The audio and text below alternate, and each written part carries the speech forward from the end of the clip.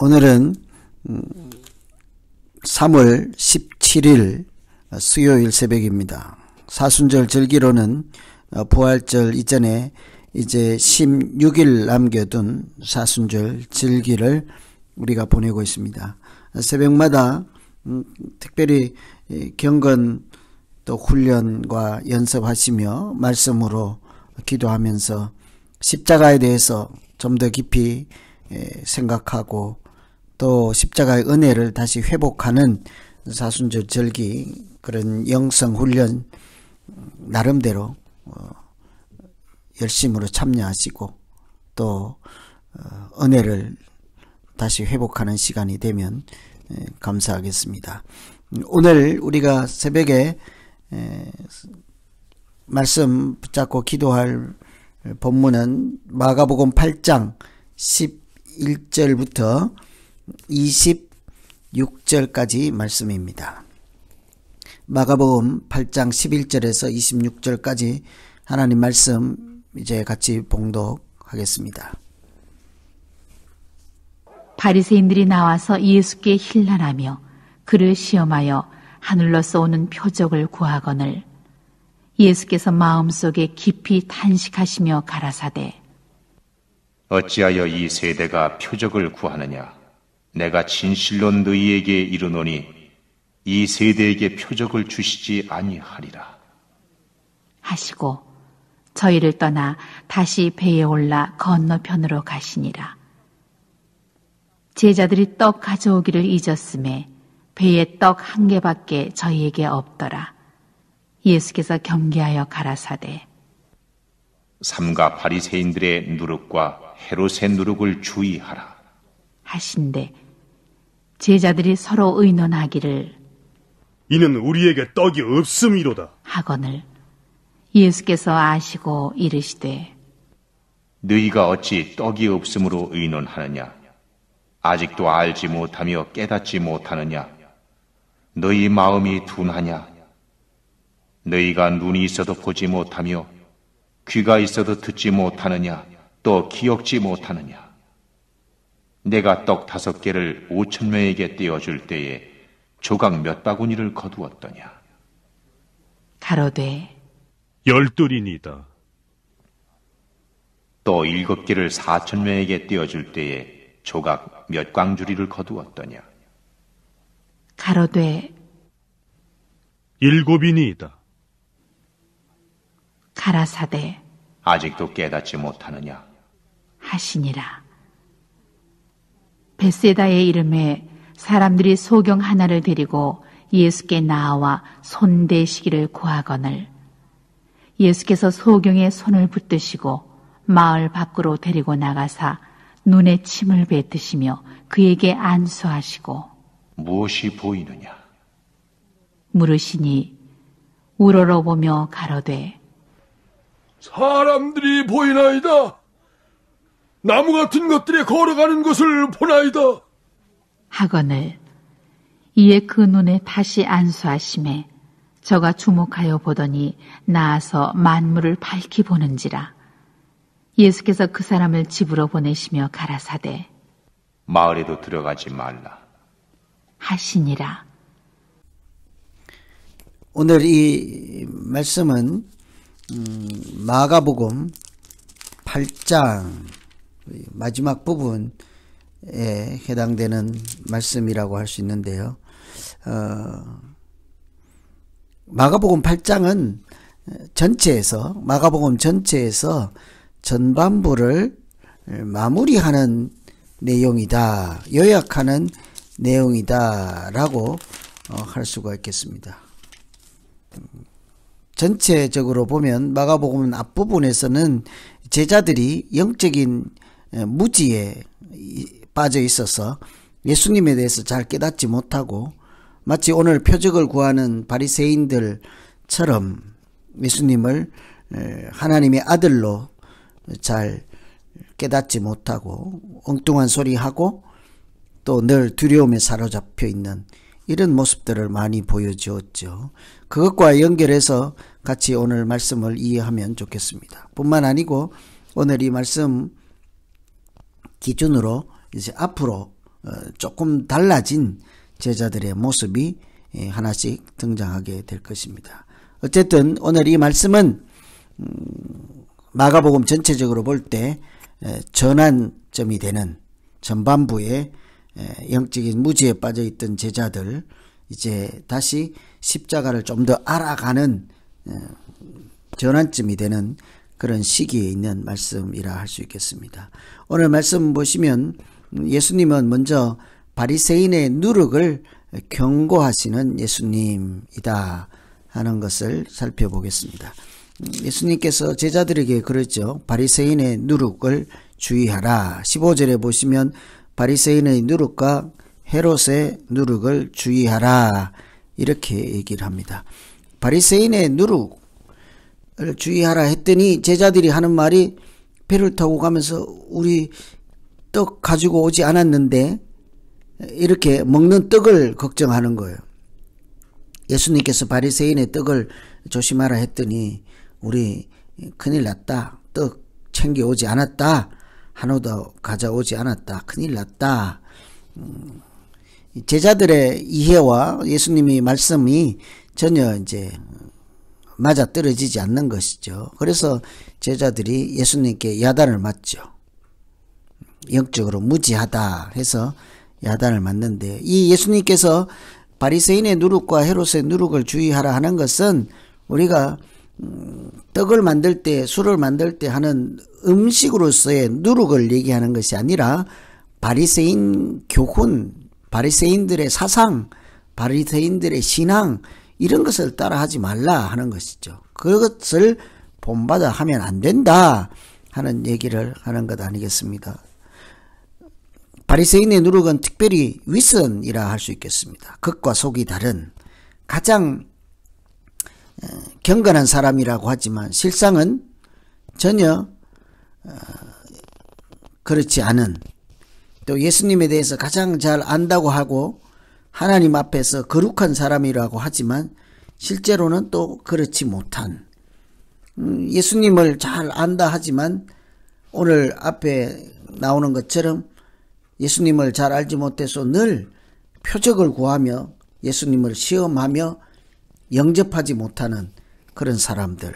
그러니까 믿음 생활이 형식적으로는 잘 괜찮아 보이지만 믿음에 진실된 믿음이 없는 사람들, 그런 것들을 따라해서는 안 된다는 거죠. 헤롯의 교훈도 마찬가지입니다. 세상적인 세속에 빠져 있어서 권력과 물질과 이런 것들로 자기 교훈을 삼고 자기 유익을 삼고 또 자기 권세를 지키기 위해서는 사람도 죽일 수 있는, 아이들까지도 죽일 수 있는, 그래서 출세를 위해서 하나님 이름도 악용하는 그런 헤롯의 교훈도 따라해서는 안 된다 하는 거죠. 그래서 이 제자들이 그런 예수님의 말씀을 새겨 듣지 못하고 깨닫지 못하여서 눈이 있어도 보지 못하고 귀가 있어도 듣지 못한다 하고 책망을 받게 되지 않습니까? 이런 장면 생각하면 우리가 오늘 아침에 먼저 기도할 것은 하나님 말씀을 우리가 읽고 보고 배울 때 액면 그대로 드러난 그대로가 아니라 하나님의 마음을 배우게 하시고 하나님의 뜻을 구하게 하시고 하나님께서 우리에게 기대하고 인도하시는 바를 잘 바라보고 따라갈 수 있도록 지혜 주시고 깨닫는 은혜 주시고 또 하나님 따라가는 순종하는 마음도 주시옵소서, 이렇게 기도하면 좋겠습니다. 세상의 교훈과 또 바리새인과 같은 외식하는 교훈 멀리하여서 진실한 믿음으로 오늘 하루 또 살게 해 주십시오, 이렇게 기도하면 좋겠습니다. 두 번째, 누룩을 주의하라 하고 경고를 한 다음에 예수님께서 제자들을 책망하고 나서 벳세다에서 맹인을 고치는 장면이 나옵니다. 이 맹인을 고치는 장면, 앞을 보지 못하는 장면, 사람을 고치는 이것이 이제 마가복음 전체의 앞뒤를 2등분하는 전환점, 아주 특별한 터닝 포인트가 되는 말씀이라 하겠습니다. 그래서 앞에까지의 말씀을 요약해서 제자들이 마치 앞을 보지 못하는 이 사람과 다를 바가 없다 하는 얘기를 하는 거예요. 그런데 오늘 말씀에서 그 앞을 보지 못하는 사람을 예수님께서 고치시잖아요. 이 앞으로는 눈을 고침받은 제자들의 모습이 등장하게 될 것이라 하는 예고편이기도 한 것입니다. 그래서 베스다 소경을 고치는 장면은 앞에 대한 결론, 또 지나온 이야기에 대한 결론, 앞으로 전개될 말씀에 대한 이렇게 예고라고 할 수 있겠죠. 특별히 앞을 보지 못하는 사람을 고치는 그 예수님은 그 한 사람의 눈만 볼 수 있도록 고쳐주는 것이 아니라 그 소경의 눈을 고침과 동시에 옆에서 보고 있는 제자들의 마음의 눈, 신앙의 눈, 영적인 눈을 함께 고치는 중이다라고 할 수가 있겠습니다. 앞을 보지 못하는 사람을 이렇게 예수님께서 손을 붙잡고 데리고 나가서 이렇게 안수하시고 고치잖아요. 저는 이 말씀을 읽으시며 23절에 밖으로 데리고 가서 예수님께서 안수하시고 무엇이 보이느냐 할 때 그 맹인이 쳐다보면서 사람들이 보이나이다 하면데 나무 같은 것들이 걸어가는 것을 보나이다. 사람이 지금 뭐처럼 보인다고 하는 것입니까? 희미하게 사람인지 아닌지 나무같이 생긴 것이 보인다. 예수님이 오늘은 좀 실력이 또 능력이 온전하지 못해서 그럴까요? 그런데 제가 아주 놀라는 장면은 23절에 안수하시고 하고 25절에 다시 안수하심에 그가 주목하여 보고 밝히 보게 되는지라. 예수님도 병을 고칠 때는 때로는 안수를 한 번 해서는 안 되고 두 번 해서 고치시는, 능력이 조금 때로는 딸리시는 부족한 그런 분이라 하는 뉘앙스로 우리가 받아들여야 할까요? 이것은 예수님께서 제자들의 눈을 뜨게 하고 그 맹인의 눈을 고치는 과정을 통해서 신앙의 눈이 이렇게 발전적으로 조금씩 열리는 과정을 통해서 고쳐주시는 장면과 같이 생각해 볼 수가 있겠습니다. 예수님의 능력의 문제가 아니라 제자들과 앞을 보지 못하는 사람의 눈이 열려지는 과정을 통해서 믿음이라고 하는 것이 무엇인가를 말씀해 주시는 장면이라고 할 수 있겠죠. 조금씩 소경이 사람을 마치 나무가 걸어가는 것처럼 보는 것처럼, 그러다가 조금 더 자세히 더 밝히 보게 되는 것처럼 우리는 하나님 앞에서 이렇게 조금씩 눈이 열려지고 하나님을 조금씩 더 잘 알아가고 또 그러다가 나중에는 믿음의 확신이 흔들림 없이 성숙하고 자라게 되어서 하나님 사람으로 살아가는 과정, 이런 모든 것이 믿음의 현주소 단계 아니겠습니까? 그래서 예수님께서 믿음이라고 하는 것이 무엇인지를 소경을 고치는 장면을 통해서 우리에게도 교훈해 주시고, 실제로 앞을 보지 못하는 그 사람도 영적인 눈뿐만 아니라 육신의 눈도 뜨게 하는 그런 은혜의 장면이라 하겠습니다.